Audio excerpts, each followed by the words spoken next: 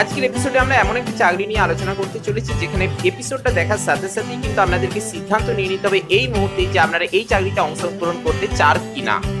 কেননা এখানে already notification publish তো দূরের কথা, ইতিমধ্যে ফর্ম ফিল আপও শুরু হয়ে গেছে এবং এমন একটা সময়ে আমরা আপনাদের নিকটে এই ভিডিওটি উপস্থাপন করছি, এই চাকরির আলোচনা করছি যে সময়ে ফর্ম ফিল আপের আর মাত্র কয়েকটা দিন বাকি এবং এই কয়েকটা দিনের মধ্যে কিন্তু ফর্ম ফিল আপ শেষ হয়ে যাবে এবং সেই জন্যই কিন্তু ডিটেলস আলোচনা আজকে আমরা করে নেব। এবং সেই সঙ্গে সব থেকে গুরুত্বপূর্ণ, সব থেকে ইন্টারেস্টিং এই চাকরি তাদের জন্য যারা কেবলমাত্র বিএড কমপ্লিট করা রয়েছেন। যদি ডিএলএড ক্যান্ডিডেট আপনি হয়ে থাকেন তাহলে কিন্তু আপনি এখানে আবেদন করতে পারবেন না, কেননা এখানে যে পোস্ট রয়েছে সেটা কিন্তু কেবলমাত্র বিএড ক্যান্ডিডেটদের জন্য। আপনারা বুঝতে পারছেন আমি কোন পোস্টের কথা বলছি। আজকের এপিসোডে আমরা আলোচনা করব বিহার স্টেট রিক্রুটমেন্টের ব্যাপারে, যেটা 2024 সালে রিক্রুটমেন্ট হবে এবং অলরেডি কিন্তু ফর্ম ফিল আপ চলছে। এবং এখানে আমরা কিন্তু আজকের এপিসোডে সকলেই আপনাদেরকে আবেদন করার অনুরোধ করছি, আপনারা সকলেই আবেদন করুন, কেননা এই ডিটেলস ভিডিওটা দেখলে আপনারা বুঝতে পারবেন কেন আপনাদের সকলের আবেদন করা দরকার। কেননা এখানে যেমন আবেদন পদ্ধতি সরল রয়েছে, ঠিক তেমনই এখানে কিন্তু পরীক্ষা পদ্ধতিও সরল রয়েছে এবং সেই সঙ্গে রিক্রুটমেন্ট প্রক্রিয়াও কিন্তু অনেকটাই সরলীকরণ রয়েছে। আসুন আমরা এ ব্যাপারে ডিটেলস আলোচনায় চলে যাই। আপনারা অবশ্যই ভিডিওটি কমপ্লিটলি দেখুন, তাহলে কিন্তু আপনারা এর দ্বারা অনেকটা উপকৃত হতে পারবেন। এবং সেই সঙ্গে এখনো পর্যন্ত বর্তমানে রাজ্যে যা পরিস্থিতি, এসএলএসটি বলুন কিংবা মাদ্রাসা সার্ভিসের ব্যাপারে বলুন, সমস্ত ব্যাপারটাই কিন্তু ঘোলমেলে ব্যাপারে হয়ে রয়েছে। তাই এরকম একটা পরিস্থিতিতে দাঁড়িয়ে যদি আপনি এখানে আবেদন করেন তাহলে আপনার ক্ষেত্রে কিন্তু খুবই সাফিসিয়েন্ট হবে ব্যাপারটা।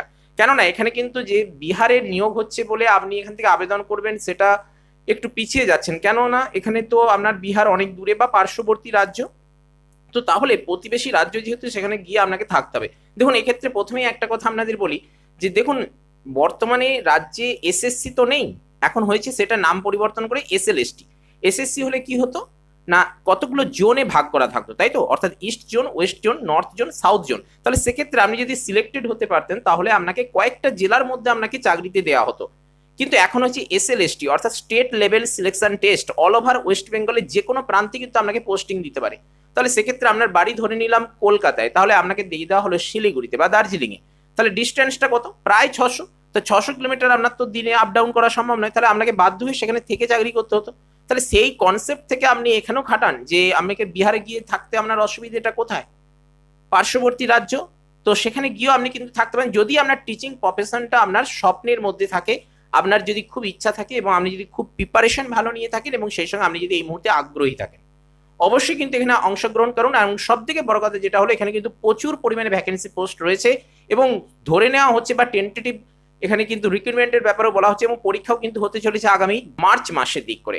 আসুন আমরা এই ব্যাপারে ডিটেলস আলোচনা করে নিই এবং সেই সঙ্গে আপনাদের অনুরোধ করব ভিডিওটি সম্পূর্ণ দেখার পাশাপাশি একটি লাইক করবেন, প্রয়োজনীয়দের সাথে অবশ্যই শেয়ার করবেন এবং চ্যানেলে যদি নতুন এসে থাকেন কিংবা পুরনো ক্যান্ডিডেট এখনো পর্যন্ত সাবস্ক্রাইব করে উঠতে পারেননি অবশ্যই সাবস্ক্রাইব করে অল নোটিফিকেশনটা অন করুন, কেননা আপনাদের উৎসাহই আমাদের এগিয়ে চলার একমাত্র পাথেয়।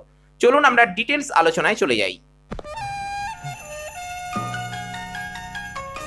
দেখুন আমরা টাইটেলে উল্লেখ করেছি বিহার স্টেট রিক্রুটমেন্ট 2024। যে রিক্রুটমেন্টটা হবে সেটা কিন্তু 2024-এই হবে, অর্থাৎ আগামী বছরই হবে। প্রথমে আমরা দেখুন নীলকানিতে একটা সাব হেডিং করেছি, সেটা হলো যে সকলেইকেই আবেদন করার চেষ্টা করুন। আপনারা অবশ্যই কিন্তু সকলে আবেদন করার চেষ্টা করুন। কেন আপনারা আবেদন করবেন সেটা ডিটেলস আলোচনা করলে আপনারা কিন্তু বুঝতে পারবেন। এখানে যে অফিসিয়াল ওয়েবসাইট রয়েছে এই অফিসিয়াল ওয়েবসাইট www.bscbst2024.com, এই অফিসিয়াল ওয়েবসাইটে গেলে কিন্তু আপনারা এই রিক্রুটমেন্টের ব্যাপারে আরো ডিটেলস তথ্য চাইলে পেতে পারবেন। চলে আসছে ডিটেলস আলোচনায়। এখানে প্রথমে যেটা রয়েছে যে এখানে পরীক্ষা হবে কিন্তু দুটি পেপারে। তাহলে দুটি পেপার মানে কি দুবার পরীক্ষা দিতে হবে না, এখানে চাইলে আপনারা দুবার দিতে পারেন, কেননা এখানে যে পেপার 1 রয়েছে সেটা দেখুন 9 and 10 আর পেপার 2 রয়েছে 11 and 12, অর্থাৎ নবম দশম একাদশ দ্বাদশ এই দুটি পোস্টের জন্য আপনারা আবেদন করতে পারেন এবং সেই সঙ্গে এখানে কিন্তু আপনারা দুটি পোস্টের জন্য পরীক্ষা দিতে পারেন। দেখুন এটা কিন্তু কত সুবিধা, কেননা মাদ্রাসার ক্ষেত্রে কি হয়েছিল আমাদেরকে হয় 9, 10-এ দিতে হয়েছিল, নয় 11, 12-এর জন্য আলাদা করে অ্যাপ্লিকেশন করতে হয়েছিল, আমরা কিন্তু দুটো পাচ্ছিলাম না। কিন্তু এখানে দেখুন যে ব্যাপারটা রয়েছে যে দুটোর জন্য আপনি এখানে আবেদন করতে পারবেন এবং পরীক্ষাও দিতে পারবেন, তাহলে আপনার কাছে কিন্তু দুটো অপরচুনিটি রয়েছে। বিষয়টা খেয়াল করুন, এই কারণেই বলছি যে সকলে কিন্তু আপনারা চাইলে আবেদন করুন। আর কিছু দিন মাত্র সময় রয়েছে, কতদিন আছে সেটা দেখুন এখানে উল্লেখ করেছি আমরা। এখানে দেখুন নোটিফিকেশন পাবলিশ হয়েছিল গত 14/12/2023 তারিখে এবং ফর্ম ফিল আপ অলরেডি শুরু হয়েছিল সেই দিনই 14/12/2023 তারিখ বিকেল 4:30 থেকে এবং অনলাইনে এই অ্যাপ্লিকেশন করা যাচ্ছে আগামী 2/1/2024 তারিখ পর্যন্ত। এখানে অ্যাডমিট কার্ডের ব্যাপারে এখনো পর্যন্ত কিছু বলা হয়নি, সেই জন্য আমরা এখানে উল্লেখ করেছি আপডেট লেটার, এবং এক্সামের ক্ষেত্রে একটা টেন্টেটিভ সময় বলা হয়েছে যেটা হলো মার্চ মাসের দিক করে। তো বিষয়টা ক্লিয়ার করতে পারলাম। এবারে একটা বিষয় আপনাদেরকে জানতে হবে, সেটা হলো category wise maximum age limit. এখানে দেখুন যেটা উল্লেখ রয়েছে, প্রথমে জেনারেলদের ক্ষেত্রে 37 বছর বয়স পর্যন্ত আবেদন করতে পারবেন, এবং সেটা কিন্তু কেবলমাত্র পুরুষদের ক্ষেত্রে। কিন্তু যদি জেনারেল মহিলা ক্যান্ডিডেট হন তাহলে কিন্তু 40 বছর বয়স পর্যন্ত আবেদন করতে পারবেন। আর এসসি ক্যাটাগরি ক্যান্ডিডেট আপনি যদি হন, সেটা পুরুষ কিংবা মহিলা উভয়ের ক্ষেত্রে 42 বছর পর্যন্ত আবেদন করা যাচ্ছে। এসটি ক্যান্ডিডেট পুরুষ অথবা মহিলা হলে 42 বছর বয়স পর্যন্ত, এবং ওবিসির ক্ষেত্রে দেওয়া রয়েছে 40 বছর বয়স পর্যন্ত আবেদন করা যাবে। এ ব্যাপারে ডিটেলস নোটিফিকেশনের পিডিএফ আমরা টেলিগ্রাম গ্রুপেও দিয়ে দিচ্ছি, এবং এর সঙ্গে অ্যাটাচ করে রয়েছে, আমাদের একটু পরেই সেটা দেখিয়ে দেবো।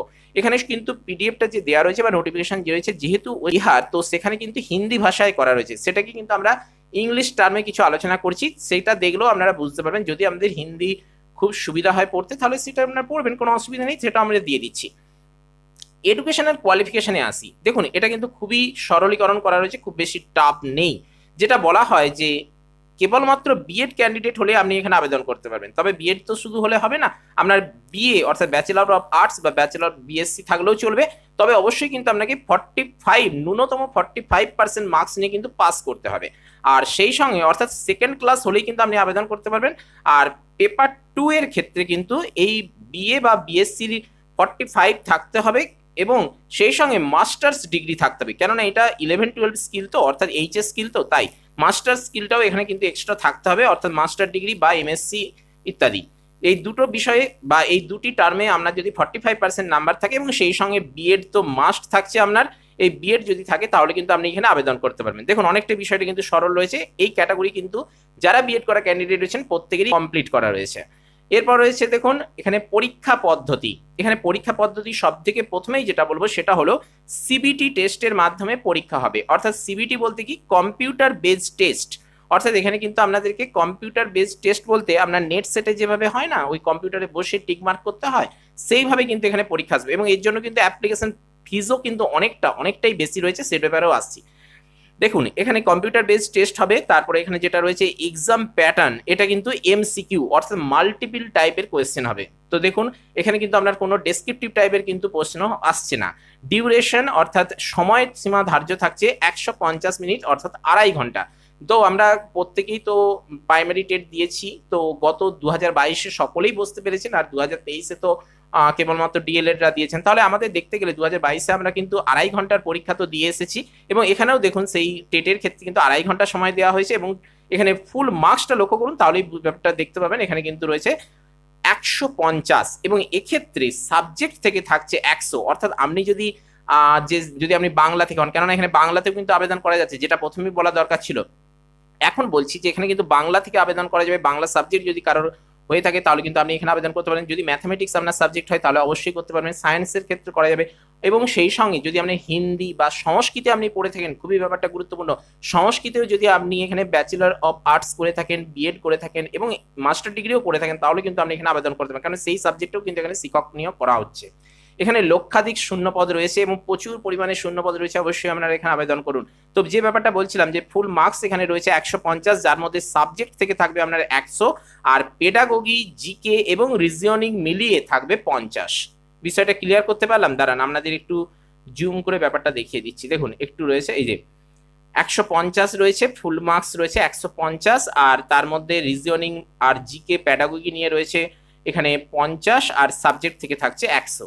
ব্যাপারটা ক্লিয়ার করতে পারলাম। মোট 150টা কোশ্চেন, 150 নাম্বার, নেগেটিভ মার্কিং এখানে নেই। সব থেকে গুরুত্বপূর্ণ, সব থেকে ইন্টারেস্টিং এই জায়গায়, কেননা মাদ্রাসায় তো নেগেটিভ মার্কিং এর একটা ব্যাপার এসেই গেছে, জানি না সেটা উঠে যাবে কি থাকবে, সে নিয়ে তো কেস চলছে। যাই হোক, এখানে পাস মার্কটা একটু লক্ষ্য করুন, 50%-এ পাস করবেন আপনি, তবে সেটা কিন্তু জেনারেলদের ক্ষেত্রে, আর যারা কাস্টের মধ্যে রয়েছেন তাদের ক্ষেত্রেও আপনাদের বলে দিতে পারি। দাঁড়ান আপনাদের সেটা দেখিয়ে দিচ্ছি, কেননা এটা একটু দেখে রাখা দরকার, তবে আপনাদের আবেদন করার ক্ষেত্রে অনেকটা হেল্পফুল হবে। তো ব্যাপারটা আপনাদের দেখাচ্ছি, দাঁড়ান। এখানে এজ লিমিটটা ধার্য করা আছে, দেখুন এখানে এজটা দেওয়া রয়েছে। অসংরক্ষিত পুরুষ 37 বছর, অসংরক্ষিত মহিলা এখানে দেখুন 40 বছর।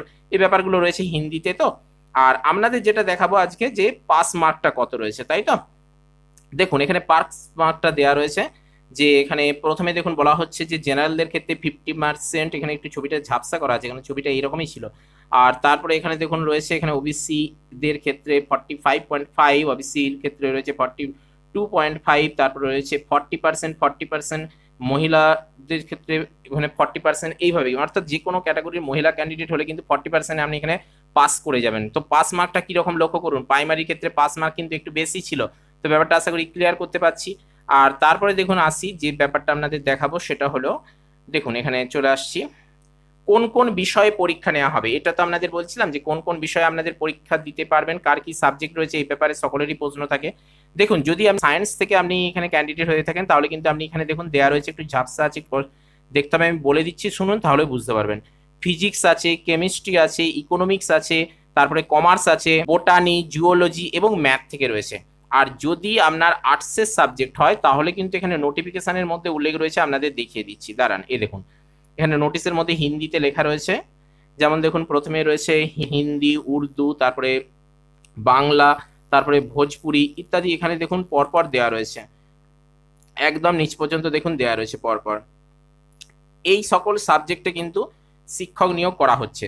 ফর্ম ফিল আপের জন্য প্রয়োজনীয় ডকুমেন্টস কি কি লাগবে, এটাও একটা গুরুত্বপূর্ণ ব্যাপার, যেহেতু অন্য রাজ্যে তো তাই অনেকেরই কিন্তু উৎসুক থাকে এই ব্যাপারটা নিয়ে।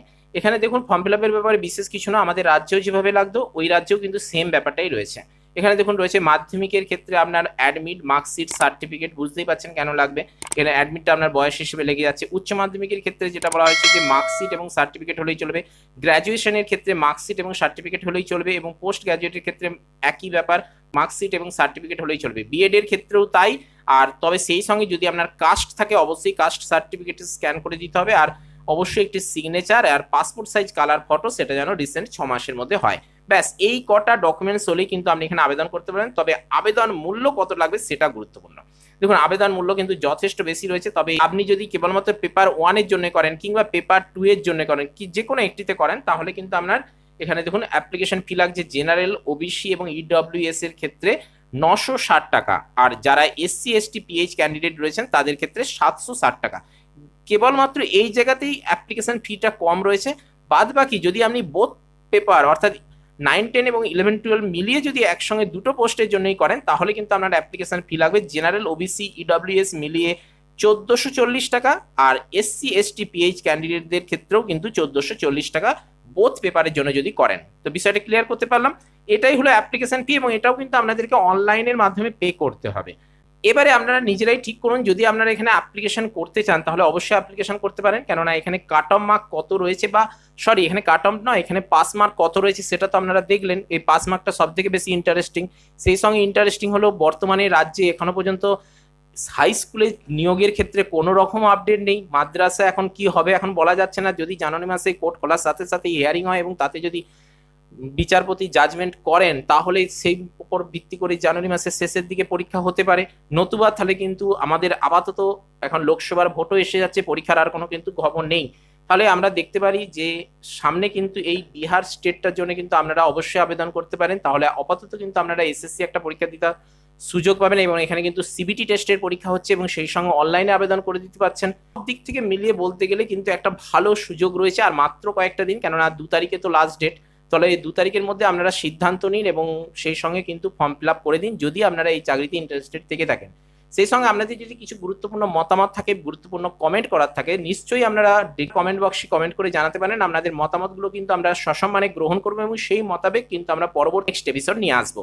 যদি মনে হয় ভিডিওটা ইনফরমেটিভ হয়েছে তাহলে অবশ্যই একটি লাইক দেবেন, প্রয়োজনদের সাথে অবশ্যই শেয়ার করবেন, এবং চ্যানেলে নতুন এসে থাকলে কিংবা পুরনো ক্যান্ডিডেট এখনো পর্যন্ত সাবস্ক্রাইব করে না থাকলে অবশ্যই সাবস্ক্রাইব করে অল নোটিফিকেশনটি অন করুন, কেননা আপনাদের উৎসাহই আমাদের এগিয়ে চলার একমাত্র পাথেয়। তো চলুন আজ আপাতত এই পর্যন্তই। নমো টুডে, দেখা হচ্ছে পরের এপিসোডে। জয় হিন্দ, বন্দে মাতরম।